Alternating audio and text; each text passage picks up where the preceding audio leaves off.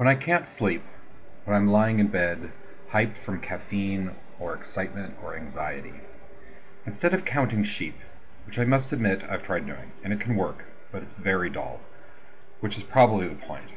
But still, instead of counting sheep, I list the top 10 things I would do if I won or inherited or successfully stole $10 billion. Or I list the top 10 superpowers I would want if I could manage to become a character in the Marvel Universe. Or I list my top 10 wishes. I usually feel guilty about wishing for things just for myself, so I tend to wish for stuff like a cure for all viral diseases, the end of population growth, completely clean energy, or the ability to go back in time and stop Hitler's Holocaust, or Stalin's purges, or Reagan's inaction on AIDS, or stopping September 11th.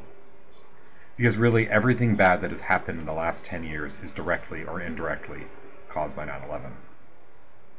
The wars, the hate, the killing, the Tea Party, Casey Anthony, the Real Housewives. I could even find a way to blame 9/11 for Mondo losing to Gretchen on Project Runway, if you give me enough time.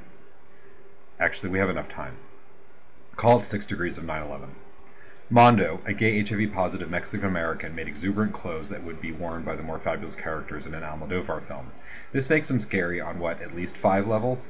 And Gretchen's ready to be sold at Anthropology, Ladies in the Candy and blandness, one because it was more of the moment and safe. Bland and brown and non-threatening is the moment because the national mood is full of fear and ennui and the broken promise of America. And this was created by the recession caused in part by Bush's terrible not paying attention to anything but war and stopping gay marriage, which he was allowed to do because he got reelected using jingoism and lies, which never would have happened and never would have worked if not for 9/11. See, it totally makes sense. All of the bad things would never have happened if not for September 11th, and I wouldn't have the dreams anymore. While it's not as often as it was, I still have nightmares. I never dream in reality. I don't relive past events, so I don't dream about standing on the corner of West 12th and 7th Avenue and watching the tower on the right, red and white ulcer in its side, trying my cell, running to the payphone and calling in tears my friend Rachel, who worked downtown, who I imagine being crushed by rubble or enveloped in flames. I don't dream about crying on the subway, going to work as if it was the right thing to do, then walking home south from the Time Life building against the masses creeping north. The now cliched perfect day, still totally perfect, 80 and sunny and slightly breezy, perfect except for the billowing white nothingness emanating from the tip of the island, which is what I was walking towards. I don't dream about buying a sandwich and sitting on a park bench with my friend Matthew, watching rollerbladers weaving down Hudson, going the wrong way carelessly down the carless street, just to gawk at the surviving firemen and tons of rubble.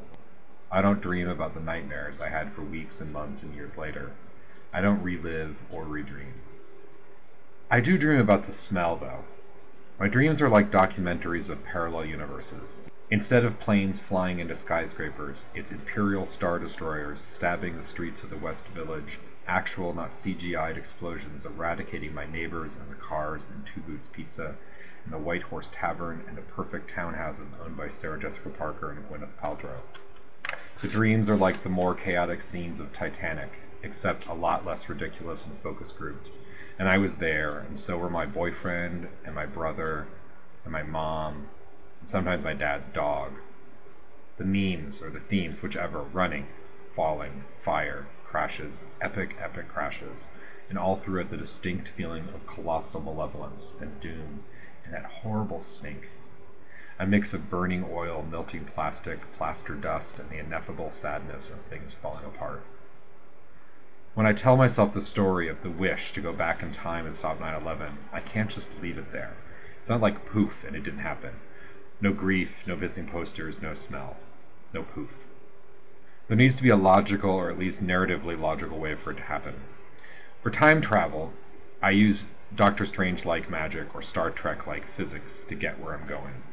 Then there are a number of scenarios. Sometimes I go to each house of all 19 hijackers and I assassinate them one by one. Sort of like in the last season of Buffy, when the minions of the first evil offed all of the potential slayers. Except I'd be on the side of the righteous. But murder, even in the service of saving the world, even in the vision of me as a Jason Bourne-like, Jason Statham-like hero, which would have been rather super awesome and kind of hot, well, murder would probably be very hard for me. I doubt I could do it.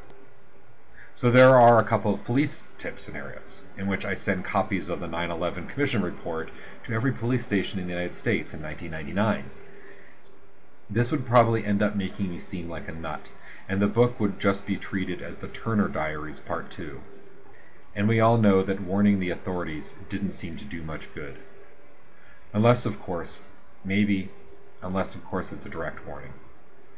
So another scenario had me calling all the airports that the planes originated from and telling them that, dude, there are 4 guys in United 93 who are carrying X-Acto knives and box cutters, and they're going to use them to hijack the plane.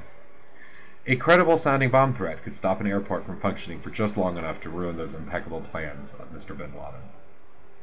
Then there's the point where I realized that if I was going to use Doctor Strange-like magic or Star Trek-y technology to go back in time, I could probably use said speculative forces to stop the planes, the crashing and the death and the smell. And I could make it all rather comic book fabulous, like a cross between the X-Men and Planet Unicorn. Why not start with pulling an army of super smart apes, a la Planet of the, from a distant dimension, and use them to clear the southern tip of Manhattan? Why not provide some of the apes with the best eye-hand coordination, some 29th century fighter planes with supersonic even light speed abilities, to chase and catch the hijacked planes in tractor beams, lower them to meadows of sunflowers where passengers can escape and the hijackers can be cuffed and chained by my simian minions? And if my chimped-out spaceships aren't fast enough, why don't I just conjure up a super spell to turn a plane or two into giant soap bubbles? Give the passengers jetpacks, and use a flock of crimson-winged unicorns to pop the bubbles in the dreams of the jihadists. Then there would be rainbows and jelly beans, and the world would be saved. The next decade would be saved, and New York would never have stopped smelling like bagels and garbage and dry cleaning and overpriced everything. And the world, or rather just the United States, or maybe just New York, maybe just me, I never would have stopped feeling the sometimes cuddly, sometimes sexy, sometimes enveloping embrace of possibility.